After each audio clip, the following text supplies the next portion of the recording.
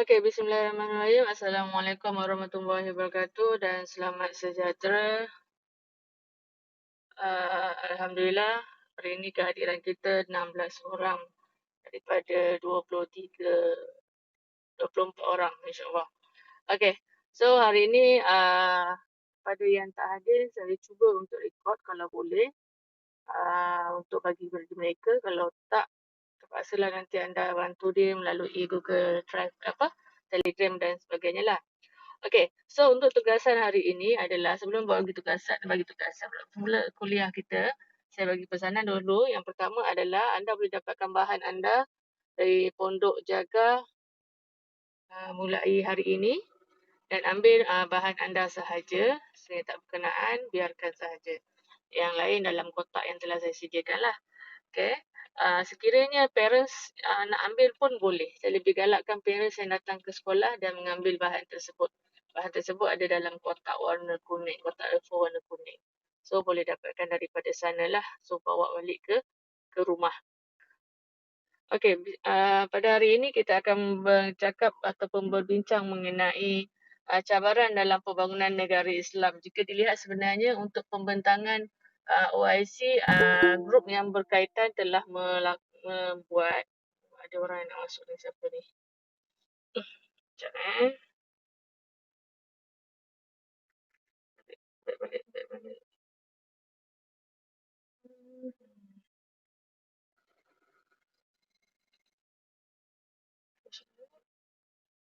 Siapa yang masuk tu?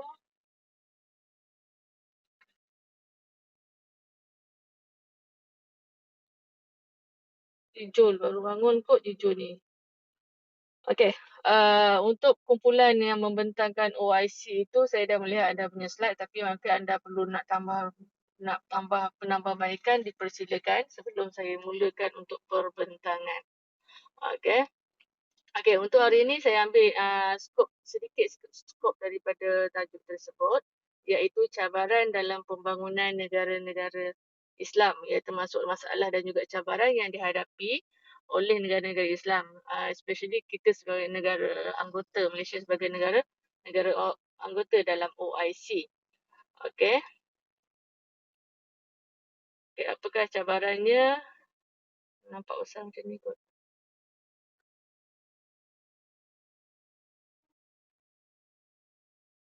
Okey, cabaran-cabaran yang dihadapi, masalah yang dihadapi oleh negara-negara Islam. Okey, yang pertama adalah kemiskinan. Yang kedua, masalah buta huruf, kesukaran dalam perhubungan dan komunikasi, bencana alam, masalah keselamatan, masalah kesihatan dan juga mangsa perebutan wilayah. Jika dilihat di sini, kalau anda melihat dia sekala bentuk yang kecil, dia akan jadi dalam Malaysia. Tapi sebenarnya anda perlu melihat dalam kita semester 3 ini, anda perlu melihat perkara-perkara ini dalam skop yang lebih besar, dalam bentuk yang global. Maksud di situ, kalau kita tengok masalah buta huruf, dekat Malaysia pun banyak masalah buta huruf. Tapi penglibatan sebenarnya anda perlu lihat lebih meluas sebenarnya. Ia perlu melibatkan dengan luar. Okay, dengan negara-negara luar pun sebenarnya bagaimanakah orang kata apa, masalah ini yang dihadapi. Okay, next. Selain daripada itu, sebab itu kalau anda perasan, saya minta anda men-tweet ke, meng-likekan Twitter yang berkaitan dengan WHO, UNHCR, PBB, benda pertubuhan-pertubuhan itu ada dia punya orang kata media sosialnya tersendiri, sama ada selain daripada Twitter ada juga Instagram, ada juga Facebook mereka tersendiri, sebab maklumat itu dapat terus direct. Contoh, kita boleh dapat terus statistik buta huruf setiap negara-negara di dunia ini. Dia akan hantar bila ada je report tentang buta huruf, dia ada. Tentang kemiskinan, dia terus ada dan anda boleh baca benda itu. Kita tak payah nak orang kata apa, ibarat kita baca surat khabar lah. Kita tu kan yang menghafal apa yang ada dalam surat khabar tu. Tidak, kita tidak menghafal. Kita just membaca untuk dapatkan pengetahuan. Anda sebagai calon STPM semester 3, sepatutnya anda sekarang dah orang kata apa, mempunyai satu habit membaca sebenarnya. Sebab itu adalah asas bagi seorang mahasiswi yang mantap. yang hebat lah. Okay. So kita akan tengok masalah-masalah ini yang dihadapi ini secara lebih terperinci. Okay, yang pertama, masalah kemiskinan, di mana masalah kemiskinan ini adalah berpunca daripada keadaan yang berbukit-bukau, bergurun, kurang subur dan juga gersang. Lebih kepada keadaan bentuk muka bumi di sesebuah negara itu. Yes, Malaysia tak ada masalah kemiskinan. Oh, tipulah kalau saya kata tak ada masalah kemiskinan. Kurang masalah kemiskinan kita, di mana kemiskinan tegar kita mendasar kerajaan kita orang kata apa, uh, berpendapat, bukan berpendapat, dasar kerajaan kita mensasarkan tahap kemiskinan sifar. Itu kemiskinan tegar sifar. Itu yang sedang dilaksanakan oleh kerajaan Malaysia. Itu di Malaysia. Tapi di negara-negara luar OIC, contoh negara, panggil apa, negara Islam. Contoh Brazil ke, negara Islam lagi apa, Venezuela ke, negara-negara Islam yang kecil-kecil sana, mereka selain daripada masalah bentuk muka bumi, terdapat lagi masalah-masalah lain yang menyebabkan mereka orang kata apa, terikat dengan masalah kemiskinan ini. Okey, masalah kemiskinan juga masih berlaku dalam kalangan negara Islam di benua Afrika. Okey, itu bagi kemiskinan. Yang kedua adalah masalah buta huruf. Masalah buta huruf tu masalahnya pendidikannya, tahap pendidikan masih lagi di tahap yang rendah. Masih berlaku dalam kalangan kanak-kanak dan juga orang tua, di mana negara-negara Islam yang tidak membenarkan kanak-kanak perempuan masih juga mereka belajar di sekolah. Itu tak boleh dinafikan jugalah. Itu kita kenapa dia punya negara tu punya dasar. So menyebabkan kanak-kanak perempuan sehingga itulah orang-orang tua yang perempuan itu mempunyai masalah buta huruf. Okey, yang kedua adalah kesukaran dalam perhubungan dan komunikasi. Mengalami masalah komunikasi dalam bahasa Inggeris dengan negara-negara barat dan juga mengalami kekurangan teknologi. Ramai juga yang tidak celik ICT. Hal ini menyebabkan bantuan teknikal mengambil masa untuk, orang kata apa, untuk mendekati mereka. Tahap ketersampaian kepada mereka itu sukar. Okay, next. Bencana alam. Negara-negara Islam di kawasan Afrika dan Asia terdedah dengan bencana seperti kemarau, letusan gunung berapi, banjir, ribut taufan. Okay, jika kita lihat dalam berita, dalam orang kata apa, berita luar negara, banyak bencana-bencana ini yang berlaku dan ini menyebabkan satu juga masalah kepada kita, walaupun kita tidak terlibat, tapi ia menjadi masalah kita sebab dia melibatkan negara-negara Islam yang lain. Okay. Okay, jika saya sekarang gunakan handphone, tak boleh nak buka Google Map. Awak nanti kan guna laptop, awak buka Google Map, buat seperti yang saya ajar anda hari itu, campakkan orang kuning itu dan tengok kat mana negara-negara kawasan di Afrika tu, bagaimana dia punya kedudukan, bagaimana kedudukan pula di Asia. Bila nampak beza. Tak payah tengok Asia lah, kau tengok Indonesia lah contoh. Malaysia, tengok campakkan ke Malaysia, tengok bagaimana untuk muka bumi dia, tengokkan ke Indonesia, lepas tu campak sikit kat Brunei, campak sikit orang-orang itu dekat Afrika. Satu-satu cuba awak tengok. Mana bentuk muka bumi itu menyebabkan masalah-masalah yang kita bincangkan hari ini mudah untuk orang kata berbeza-beza di setiap negara. Sebab itulah mereka mudah miskin. Mereka adalah tergolong dalam negara miskin, negara-negara yang masalah buta huruf, masalah bencana alam dan seterusnya lah. Ada banyak lagi masalah. Tadi kan kita lihatkan satu persatu. So kalau anda boleh, bila anda tengok itu pun, anda boleh tahulah, nanti boleh ingatlah, oh kat sini, oh kat sini. So bila nak buat karangan nanti, untuk kehebat nanti, boleh mudah. Sebab anda ada pengetahuan tersebut. Okay. Masih boleh lagi? Boleh. Kalau kurang penjelasan dan seterusnya ataupun panggil apa, suara saya kurang jelas, awak bagi tahu saya sebab saya tak nampak apa-apa dekat Google Meet. Saya cuma nampak skrin ini sahaja. Tak maaflah guna handphone. Saya sekarang dekat menghadap Masjid Al-Azim. Okay, next. Masalah yang seterusnya adalah masalah keselamatan. Ini lebih kepada aspek politik. Okay.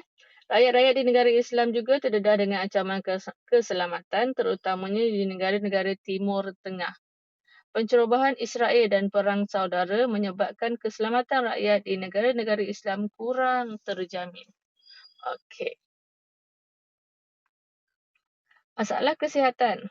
Belum lagi, dulu. Yang masalah pencerobohan Israel dengan perang saudara ini, kalau boleh sama juga catat dekat nota anda itu. Jangan dengar je tahu, catat juga kat nota anda itu. Cari apakah yang menyebabkan Israel itu menceroboh Jerusalem. Menceroboh Batul Maqdis. Lepas tu apakah perang saudara yang berlaku di negara-negara Islam itu. Okey, yang seterusnya adalah masalah kesihatan.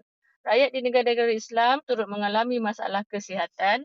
Ramai yang tidak mampu, bukan tidak ni tahu, bukan tidak kurang untuk menjaga kesihatan, tapi tidak mampu untuk menjaga kesihatan yang baik. Itu datang daripada yang tadilah, masalah kemiskinan yang berlaku, mungkin masalah bentuk muka bumi, mungkin masalah orang kata ketersampaian maklumat itu juga menyebabkan dan mereka terdedah dengan masalah kesihatan. Sebagai contoh, sekarang orang semua cerita tentang COVID-19.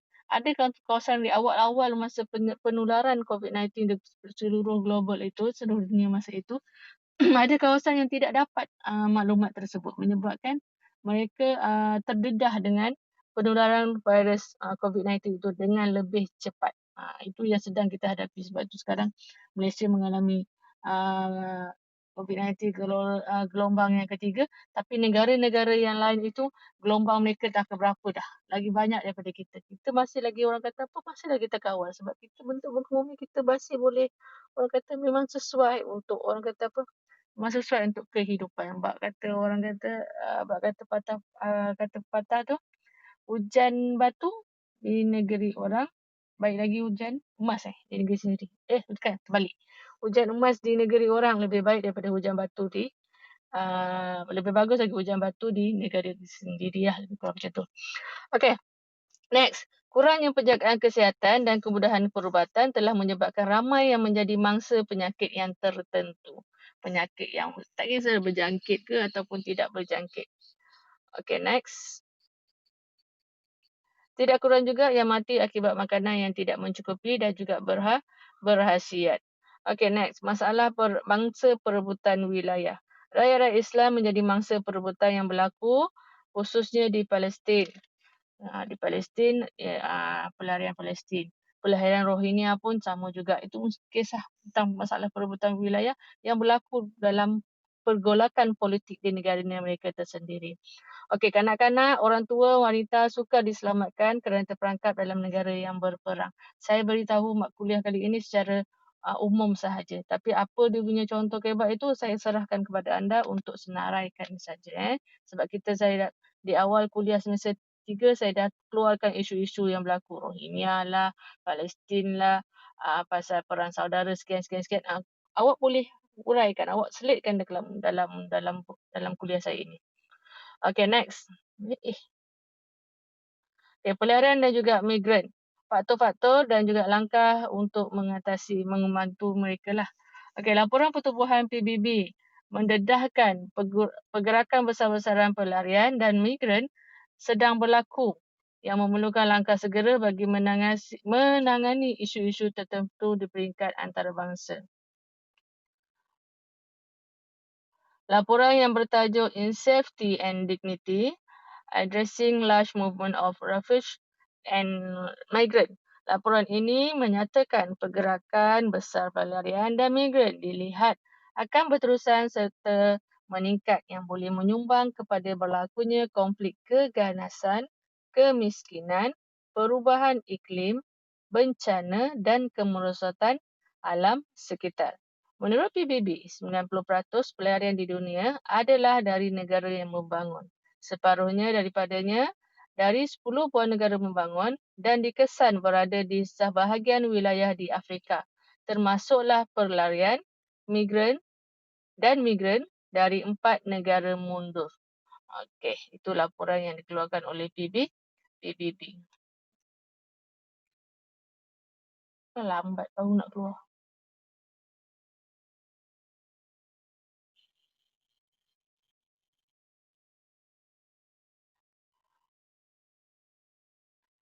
Okey, apakah faktor-faktor yang menyebabkan masalah pelarian ataupun isu pelarian ini berlaku? Okey, yang pertama perang saudara, pencerobohan negara luar, peperangan, kemiskinan, konflik etnik dan juga bencana alam. Okey, penerangan ini mungkin untuk sesuai untuk bahagian objektif anda ataupun mungkin sesuai untuk AC. Dia tidak akan Okey, perang saudara. Masalah pelarian di Angola adalah kerana perang saudara di antara tiga pihak yang menganggoti kerajaan Angola. Perang terjadi akibat ketiga-tiga pihak tersebut mahu menguasai ibu negara Angola. Laporan menunjukkan seramai 2.6 juta rakyat Angola terpaksa melarikan diri sejak tahun 1998 hingga kini. Sayang Intan Payung, respon dengan saya. Anda masih nampak saya punya skrin ke tidak? Masih nampak Okey. Terima kasih. Okey. So cari dekat Google Maps kat mana Angola tu. Tengok dia punya persekitaran, tengok dia punya bentuk muka bumi, tengok dia punya gaya hidup sosial di negara Angola tersebut. Okey, next.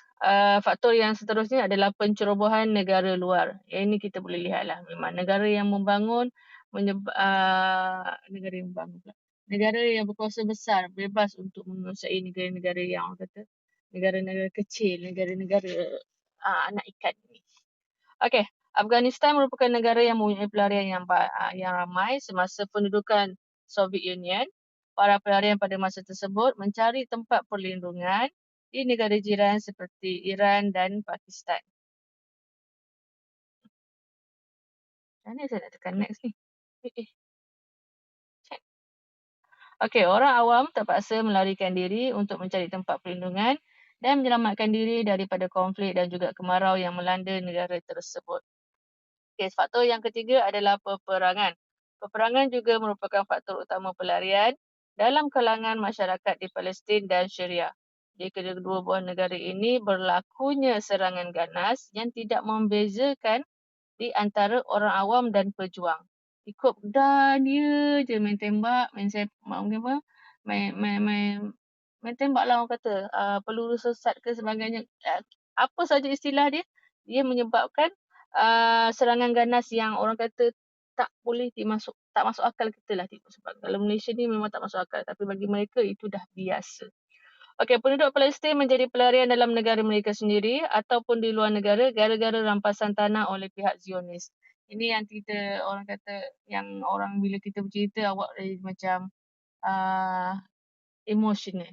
Sebab ibaratnya, bayangkan rumah kita yang duduki sekarang, tiba-tiba orang luar masuk. Tak payah ramai lah, rumah awak saja. Satu rumah tu, awak tengah duduk dengan santai dengan mak ayah, tiba-tiba jiran awak masuk beramai-ramai dengan ahli keluarga dia. Apa perasaan kita? Kita mesti rasa orang kata apa?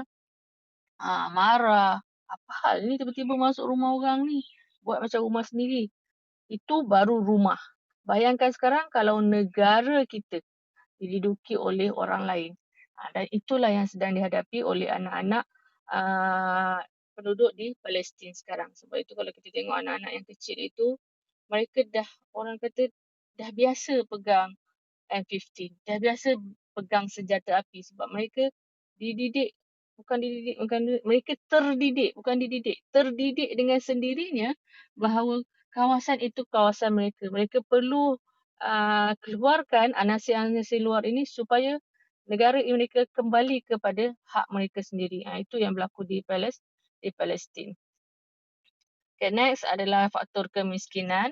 Ini adalah penyebab utama yang paling utama bagi masalah pelarian tersebut.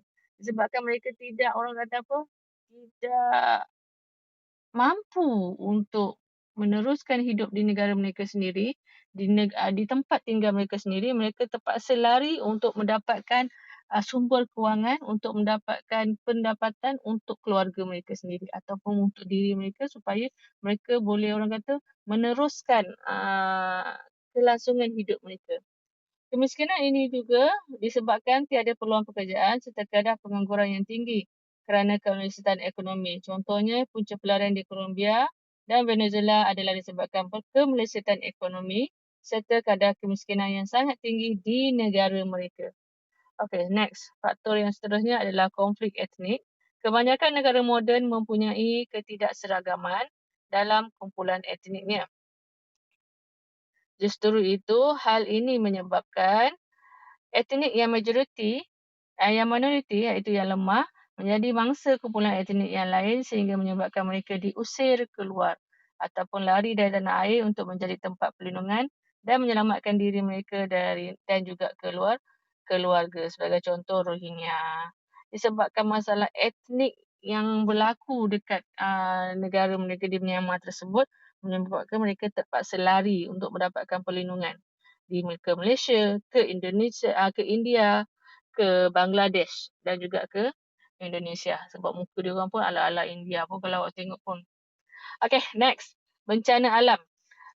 Masalah yang muncul daripada bencana alam berlaku di sebuah negara. Mereka mengambil keputusan untuk melarikan diri dari tempat tinggal mereka, mencari tempat tinggal yang baharu untuk berlindung dan menyelamatkan nyawa mereka sama ada dalam negara maupun di luar negara. Sebagai contoh, bencana alam yang berlaku adalah seperti contoh tsunami, banjir, letusan gunung berapi, gempa bumi dan juga ribut taufan. Itu adalah faktor untuk bencana alam.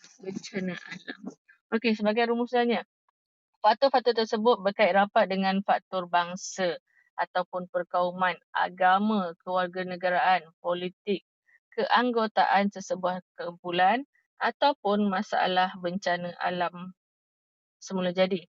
Memandangkan masalah pelarian ini serius dan kesannya amat jelas, masyarakat antarabangsa perlu mencari jalan bagi memenuhi keperluan pelarian dan dalam masa yang sama melindungi kepentingan tuan rumah secara keseluruhannya.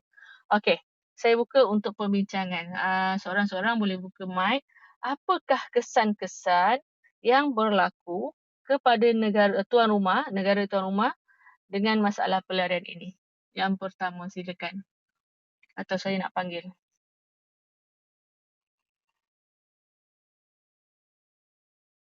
Cepat. Yang lain cepat search. Apakah kesan daripada masalah pelarian ini kepada negara yang mereka datangi?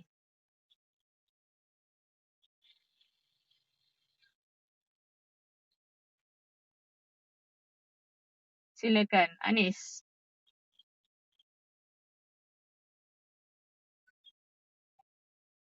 Okey, kesan membawa penyakit. Okey, cuba catatkan dahulu. Kesan membawa penyakit. Okey, next. Peningkatan kes jenayah. Okey, next. 2. Saya cari pen juga ni. Okey, senaraikan dulu. Bila kita dapat tu, kita senaraikan dulu, lepas tu baru kita sorting-sortingkan dia. Silakan, Mitalina.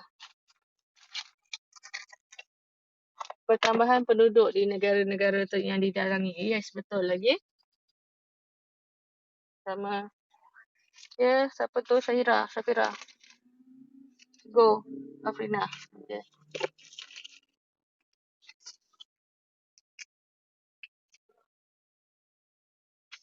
Okey, beban kewangan. Betul. Beban kewangan. Dah 4 dah. Saya mana ni? Ingat je.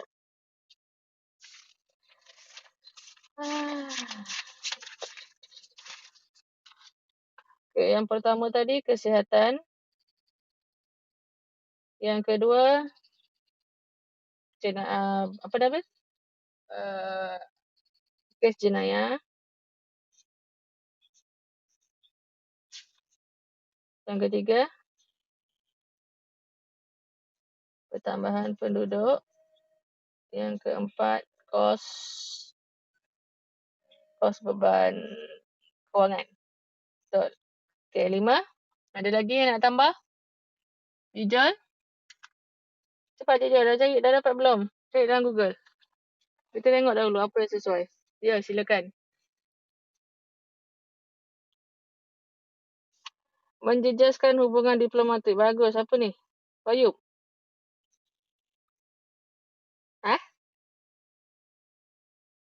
Saya tu siapa? Iman. Okey. Okey, tahniah. Menjejaskan hubungan diplomatik. Lagi, 6. Saya ambil 7. Saya rasa minat nombor 7, saya ambil 7. Lagi 2 lagi. Apakah kesan yang timbul akibat masalah pelarian dalam sesebuah negara tersebut?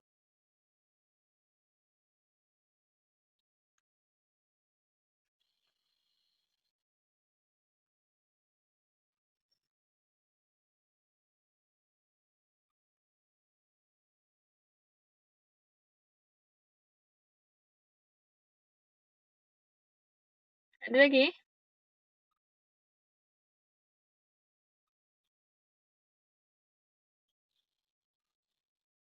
Diam dah. Anda masih bersama dengan saya? Ya, silakan.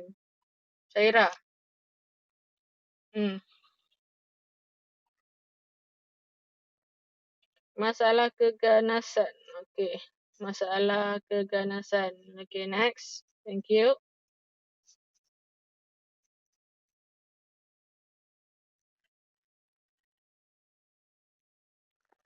Ada lagi?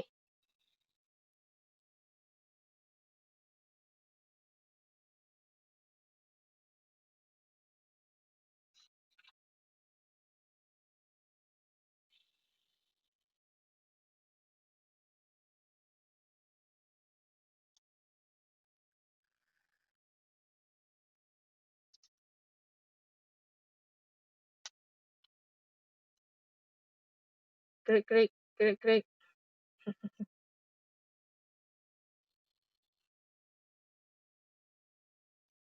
Okey. Tak ada? Okey. Kita tengok yang pertama, peningkatan masalah kesihatan. Okey, apabila masalah, kesihatan boleh diterima, tak ada masalah. Sebab apabila pelarian itu datang ke sebuah negara tersebut, mereka ada, orang kata apa, membawa virus-virus, membawa penyakit yang kita tidak tahu apa yang ada dalam badan mereka. Dan itu menyebabkan penularan kesihatan, menyebabkan masalah kesihatan, penularan virus-virus yang sukar dikesan orang kata sekiranya tidak mengetahui bahawa mereka adalah pelarian.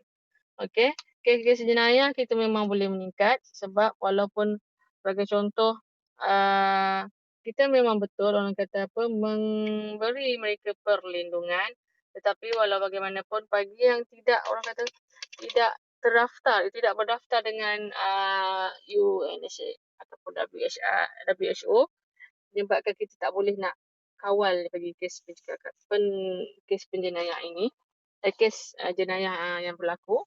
Next, penambahan penduduk boleh terima. 4, kos beban kewangan meningkat, bagus.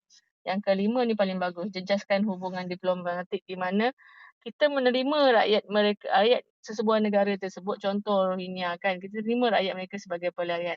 Tapi hubungan diplomatik kita mungkin akan terjejas sekiranya negara itu tidak, orang kata, tidak mengamalkan keseragaman ataupun kalau Malaysia tak ada masalah sebab kita ni budi bahasa kita tinggi, tapi bagi negara-negara lain contoh Bangladesh, India yang mungkin mempunyai masalah konflik diplomatik dengan negara Myanmar sekiranya mereka mereka adalah berkasar, lebih daripada berkasar.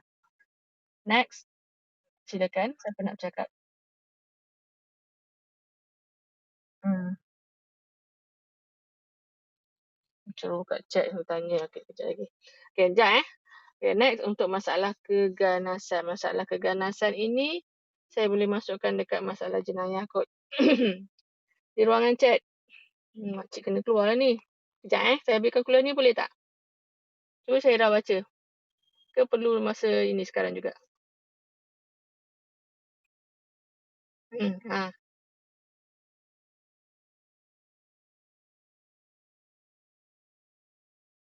pasal homeless. Homeless untuk pelarian ke homeless untuk dalaman? Jujur boleh jawab dekat ruangan chat. Hantar Syairah tolong ni.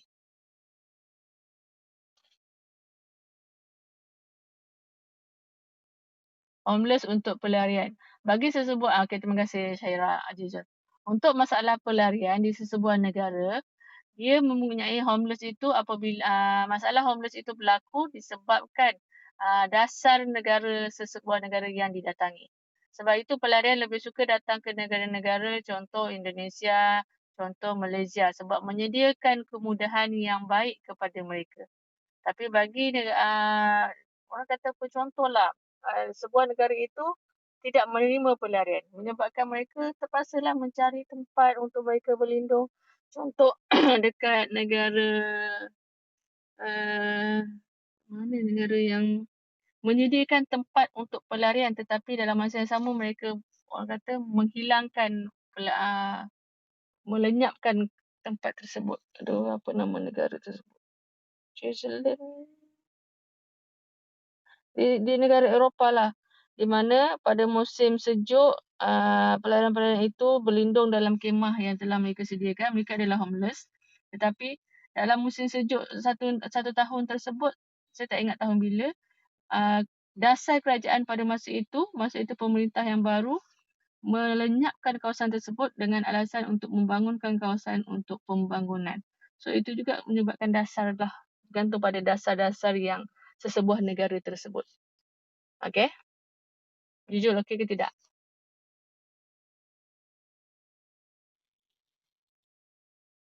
Syirah dia jawab okey ke tak?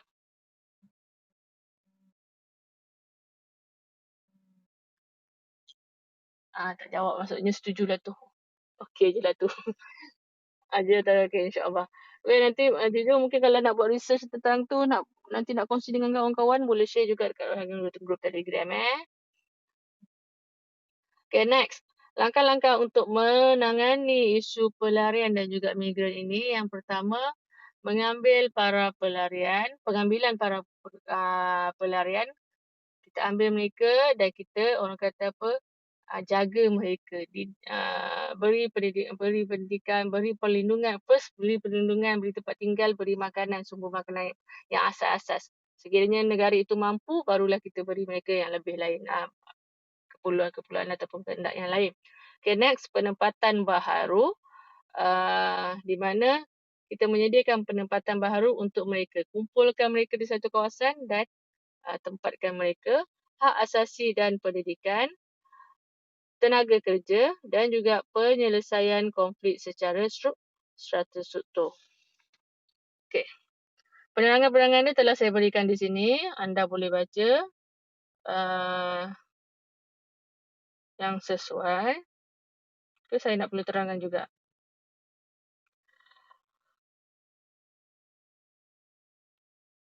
Anda baca dahulu, ada soalan boleh bertanya dengan saya. Boleh? Secara ringkas tadi saya dah terangkan. Okey, untuk penempatan baru pun ada juga disediakan. Hak asasi dan pendidikan seperti makanan, tempat tinggal, pakaian kita berikan kepada mereka. Ini memang telah termasuk dalam artikel 1 hak asasi manusia.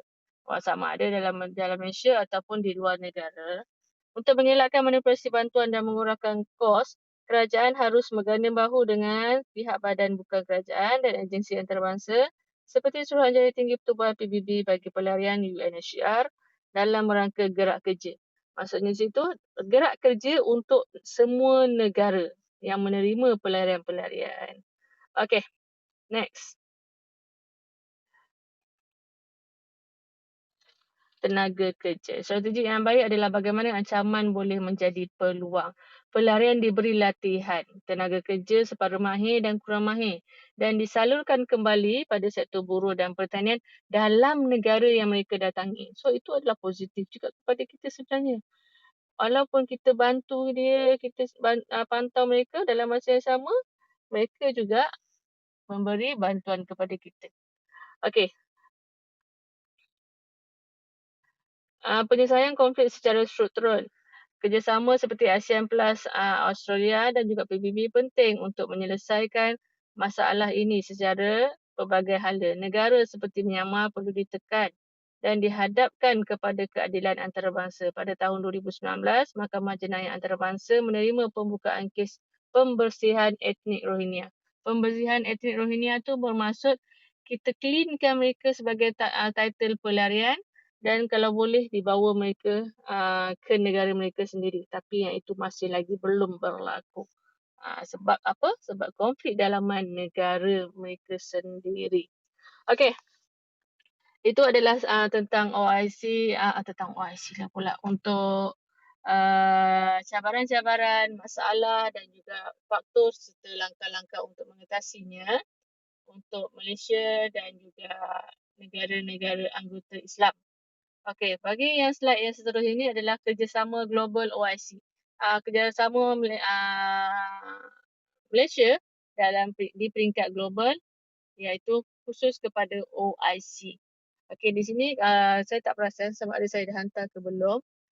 Senarai deklarasi dan juga protokol kepada anda. Sekiranya belum, nanti saya akan hantar, di mana terdapat pelbagai senarai yang dah dikongsikan dengan guru-guru pengajian am satu Malaysia. Dia dah compile kan. Saya tak ingat sekolah mana cikgu tu dah tolong compile kan. So, kredit untuk cikgu tersebut. So, kita menerima boleh menggunakan slide tersebut lah. Bukan slide, Google Doc tersebut. Okey, deklarasi membawa masuk penyertaan yang ringkas ataupun jelas tentang sesuatu perkara. Manakala protokol adalah surat rasmi berkenaan keputusan tentang perundingan dan juga persetujuan. Biasanya deklarasi ini adalah orang kata bila ada sekarang ada efek kan. So apakah pernyataan yang keluar waktu efek itu kita kenali sebagai deklarasi. Kalau protokol itu adalah orang kata dah termaktub benda itu dan kita keluarkan dia surat rasmi. Itu namanya protokol. Okey, di sini saya nak kongsikan kepada anda dua deklarasi. Deklarasi Kuala Lumpur dan juga deklarasi Putrajaya. Kedua-dua ini berlaku pada tahun 2003, cuma lokasi saja berbeza. Deklarasi Kuala Lumpur termaktub di Putrajaya, manakala deklarasi Putrajaya termaktub di Kuala Lumpur. Di mana deklarasi Kuala Lumpur, apakah perkara-perkara yang dibincangkan yang terdapat dalam deklarasi Kuala Lumpur itu? Yang pertama adalah aturan pembayaran perdagangan berasaskan emas dalam kalangan negara anggota. Pada tahun 2003 dah orang kata dah ada idea untuk melakukan perdagangan menggunakan wang emas. Sebab ini bagi negara Islam tau. Lemak ayah ada tupai dah pula. Sorry. Okay, next. Yang kedua, mengadakan dialog budaya dan juga tamadun lain, perkongsian data bagi menggalakkan perdagangan, kerjasama dalam teknologi maklumat dan komunikasi, langkah efektif bagi menangani isu ekologi, menangani isu keganasan antarabangsa dan juga isu pencabulan hak rakyat Palestin. Ini juga kita selitkan juga dalam deklarasi Kuala Lumpur. Yang ini mungkin boleh masuk dekat bahagian objektif. So, kita belajar untuk pengetahuan. InsyaAllah awak boleh dapat A untuk pengajian am.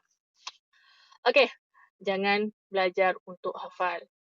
Saya tak minta anda hafal. Saya pun sampai sekarang pun tak hafal apa benda tu semua. Tapi saya bergantung pada slide, kita belajar dan bila kita baca, kita belajar, kita secara automatik pengetahuan kita bertambah.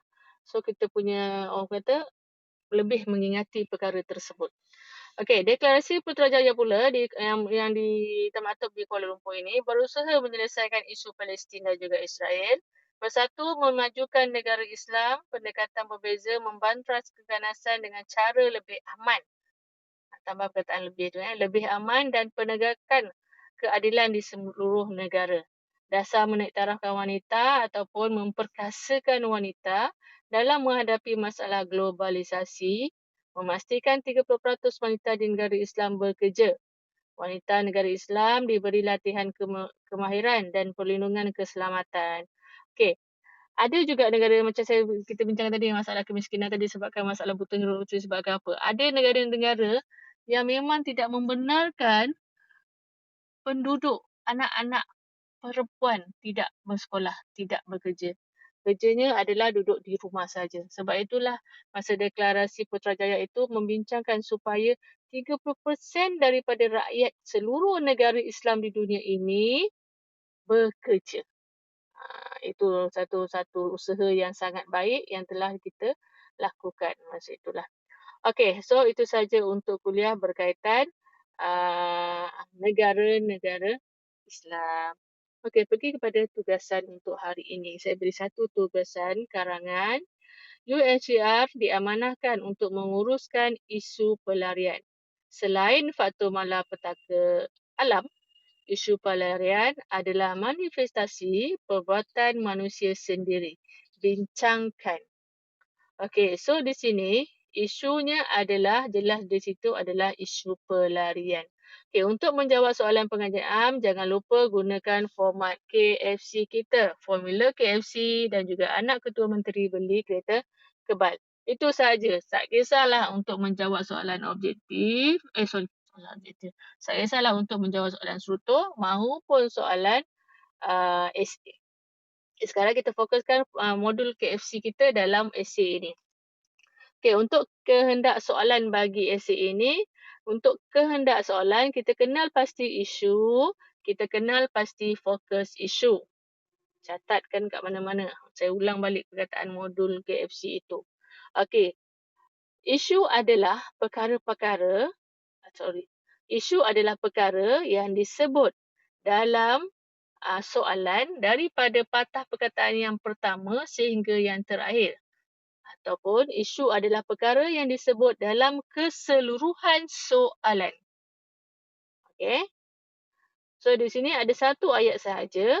Dalam keseluruhan ayat itu membincangkan tentang isu pelarian. So skop kali ini fokus hendak soalan dia, isu dia adalah isu pelarian. Okey, kehendak soalan adalah soalan kepada isu tersebut. Kehendak soalan adalah fokus isu adalah soalan kepada isu tersebut. Okey. Selain faktor malapetaka, apabila ada perkataan selain, maksudnya selain atau bukan sahaja. Okey, maksudnya di situ ada idea wajib. Okey, ada idea wajib. Idea wajib dia apa? Bagi soalan ini, ayat yang kedua. Faktor malapetaka alam. Itu adalah idea wajib bagi fokus isu kita. Fokus isu kita apa dia? Faktor faktor pelarian. Faktor isu pelarian akibat perbuatan manusia sendiri. Dia nak faktor perbuatan tau. Dia tak nak faktor ekonomi, dia tak nak faktor tentang politik, tak nak. Dia nak tentang perbuatan manusia itu sendiri. Okey. So, maksudnya di sini, format adalah 1 tambah 4. Di mana idea wajib kita adalah faktor malapetaka alam. Okay. Yang keempat, yang empat yang lain itu bagilah yang berkaitan perbuatan manusia itu sendiri. Jangan bagi cikgu, dia disebabkan politik cikgu, disebabkan disebabkan alam sekitar bencana cikgu, tak boleh. Itu untuk idea wajib boleh sebab itu memang dah termasuk dalam soalan. Yang kedua adalah faktor yang seterusnya kita ambil faktor-faktor perbuatan manusia. Saya dah beri dekat situ.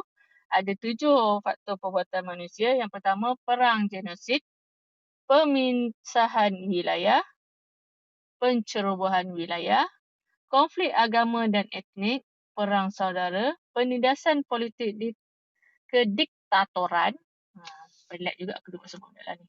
Yang ketujuh adalah krisis ekonomi. Ini adalah perbuatan-perbuatan manusia itu sendiri. So boleh huraikan lagi idea-idea tersebut. Pilih lagi 4. Okey. So dah habis.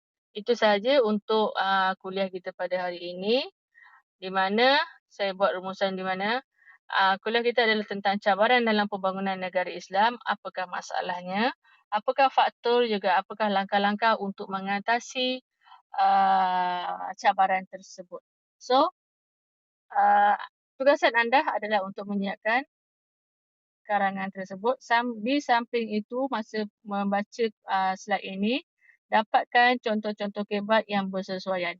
Bila anda type je perang saudara, banyak keluar, banyak video yang anda boleh lihat, yang boleh orang kata memberi idea, memberi pengetahuan kepada anda. Boleh kongsikan juga dengan rakan-rakan sekiranya anda rasa ia lebih bersesuaian. So, itu saja untuk hari ini. Saya tamatkan dahulu rakaman, sekejap lagi kita akan mula dengan perbincangan sekiranya perlu, untuk hari ini. InsyaAllah. Assalamualaikum warahmatullahi wabarakatuh. Adios.